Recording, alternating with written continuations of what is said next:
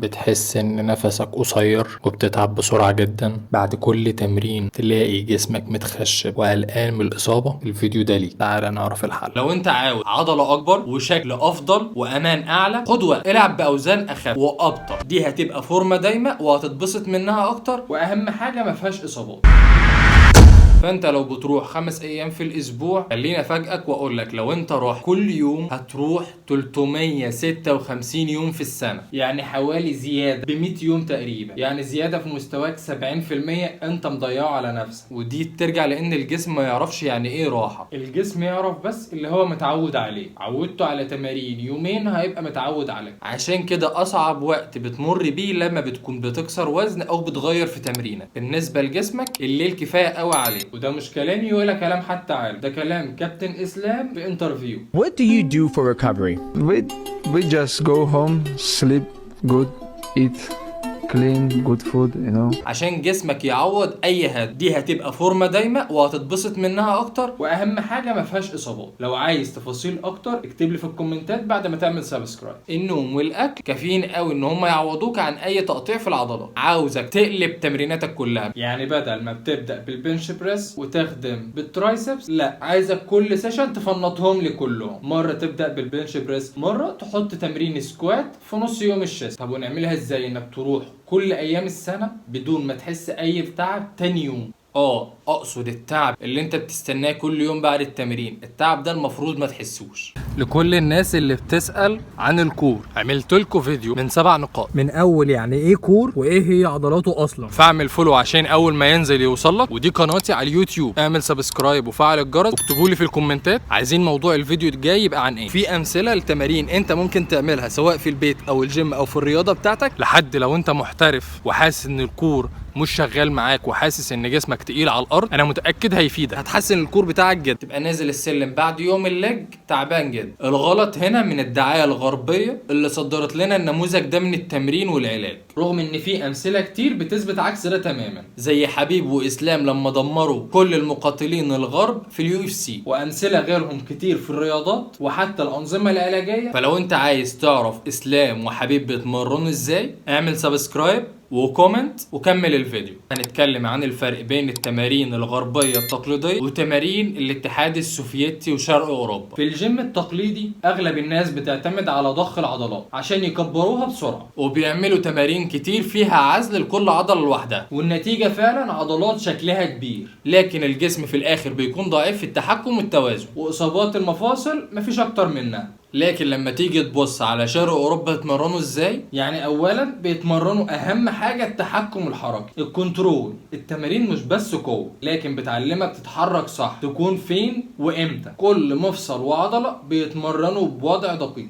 تاني حاجه، مش كلهم بيتمرنوا زي بعض، كل واحد ليه تمارين، كل واحد ليه حاجه بتميزه. زي ما شفنا حبيب بيتميز بالجرابلنج، واسلام شويه بيتميز بالسترايك. العضلات مش بتشتغل كل عضله لوحدها زي ما قلت فيديوهات كتير، الجسم كله كتلة واحدة، ولما تعمل ده بيحسن القوة الوظيفية بتاعتك والتوازن، وده بيطلع الباور الكامل من جسمك. فالفرق بينهم مش شكل بس العضلات، لا، الفرق ان هم بيشغلوا جسمهم 24 ساعة 365 يوم في السنة. فلما بيروحوا ماتش اليو اف سي ده بالنسبه لهم سبارنج عادي. عشان كده بتلاحظ كل المقاتلين من الراوند الثالث ينهجوا، الا اسلام وحبيب لسه واقفين على رجليهم وبيرفضوا حتى ان هم يقعدوا. جسمه اقوى، متوازن، مرن، واهم حاجه اصابات اقل. فلو نفسك في جسم شكله حلو ولكن قوي وبدون اصابات، اتمرن زي اسلام وحبيب. اضغط لايك لو استفدت، وشارك الفيديو مع اصحابك اللي بيحبوا الجيم واليو اف سي.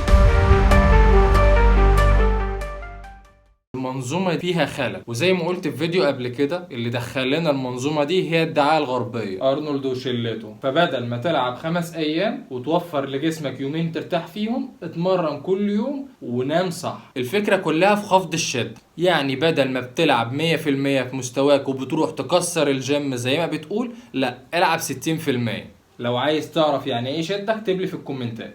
فاعملوا لايك وسبسكرايب لو الفيديو عجبكم، ولو في اي حاجه ما عجبتكمش اكتبوا لي في الكومنتات عشان نحسنها المره الجايه، ولو في اي استفسارات بتخص جسمك اكتب لي في الكومنتات برضو وهرد عليك بفيديو باذن الله. من 5 سنين بس جسمك ما كانش كده، حياتك خليته كده، روتين يومك خلاك كده، نومك خلاك كده. ما بقولكش ما تشتغلش، بس مش عشان جيبك سيب جسمك يعجز. جسمك نسى حركته، عامله زي الطفل اكنك لسه بتتحرك من اول يوم. احبي احبي. تمرين الحبو اللي هو الكرولينج ده من اجمل تمارين الفول بادي. جسمك من اول صوابع رجلك لحد رقبتك بيشتغلوا في وضع صح. اصل الجسم في الحركه، ربنا خلقه عشان يتحرك. ارجع اقف على رجل واحده، هيحسن البالانس وهيشغل العضلات العميقه اللي انت يعتبر ما بتشغلهاش، مهملها من ايام ما كنت بتلعب حجز الكوره في 2010. واهم حاجه استرجع اتصالك بعضلاتك، بمعنى انك وانت بتتمرن تكون حاسس بكل عضله بتتحرك ازاي وعارف انت رايح فين. ولو فاهم ان انا بقول لك روح الجيم فانت غلطان، لانك هناك بتتمرن كانك روبوت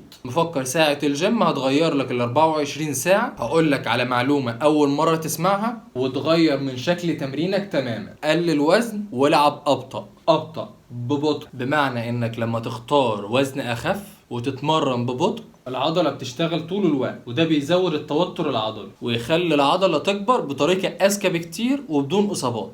التمرين السريع ممكن يخليك تعمل عدات اكتر، لكن العضلة فعليا مش بتحس بكل حركة. فاهم حاجة في النقطة دي انك تكسب التحكم العضلي. الابحاث اثبتت ان اللي بيلعب ببطء بيكسب حجم وقوة عضلية اكتر بكتير من اللي بيشيل اتقل وبيلعب بسرعة. نصيحتي اختار وزن اقل والعب ابطأ وزود عدات براحتك. كل الناس بتفكر انت بتلعب 4 في 10 ولا 4 في 12 ولا سوبر ست. المهم اللي فارق معايا تشيل وزن اخف وتلعب ابطأ. وجرب وقول لي في الكومنتات. جماعه التمرينه دي مش قادر اقول لكم مهمه قد ايه لعضلات الكور واللي عنده وجع في ظهره. الصراحه التمرين ده اسوأ تمرين ممكن تعمله لو انت عاوز تشغل الكور او عندك وجع في ظهرك. وبعد ما عرفنا ان التمرين ده غلط، ازاي بقى اتمرن الكور صح؟ تعال اقول. الكور يعني دوران. ثبت البلفس اللي هو الحوض وحرك الريب كيد اللي هو القفص الصدري زي كده او كده او كده.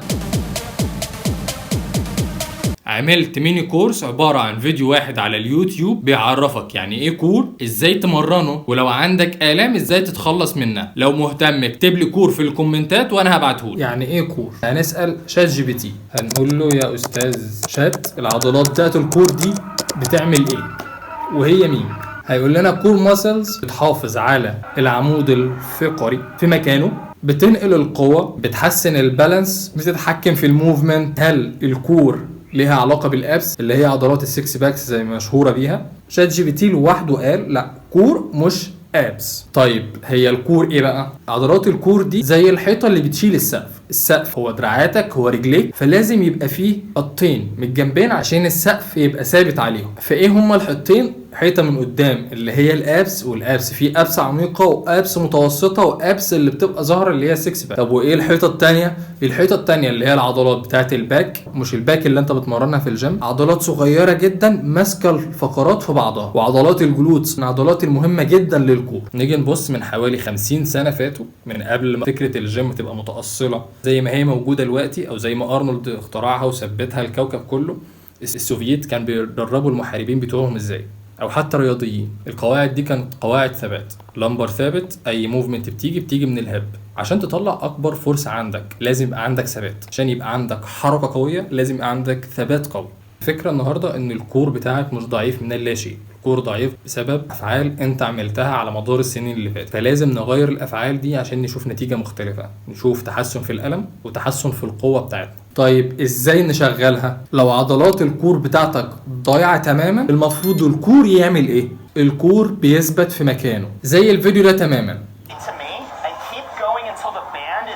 هو قاعد بيلف من فوق، ولكن السباين بتاعه اللمبر بتاعه ثابت.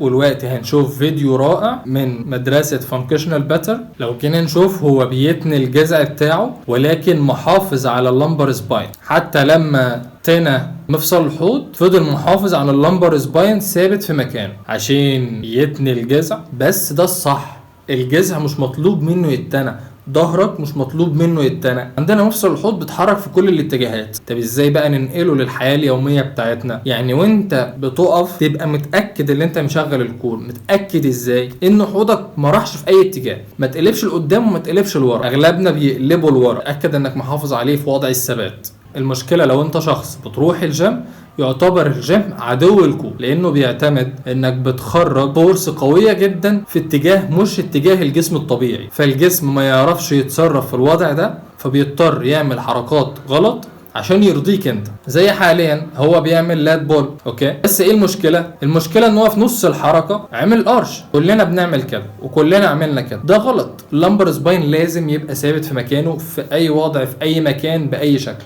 وطبعا كلنا عارفين كونر ماجريجور قاتل اليو اف سي، اختلفنا معاه كشخصيه ولكنه من اقوى المقاتلين، وعنده ميكانيزم للقتال وميكانيزم للتدريب بيحط جسمه فيه عشان يطلع اقوى فورس جواه، منها الكنترول بتاع اللمبر بتاعه. حتى وهو قاعد في الفندق في فتره الراحه بتاعته بيعمل التمارين دي عشان يفضل محافظ على الكور انتاكت، يفضل محافظ على الكور ثابت. زي ما شايفين دلوقتي حتى وهو بيعمل المفروض بنش محافظ على اللمبر بتاعه ثابت، واي موفمنت بتيجي من مفصل الهب بالظبط كده. لمبر ثابت، موفمنت جايه من الهب.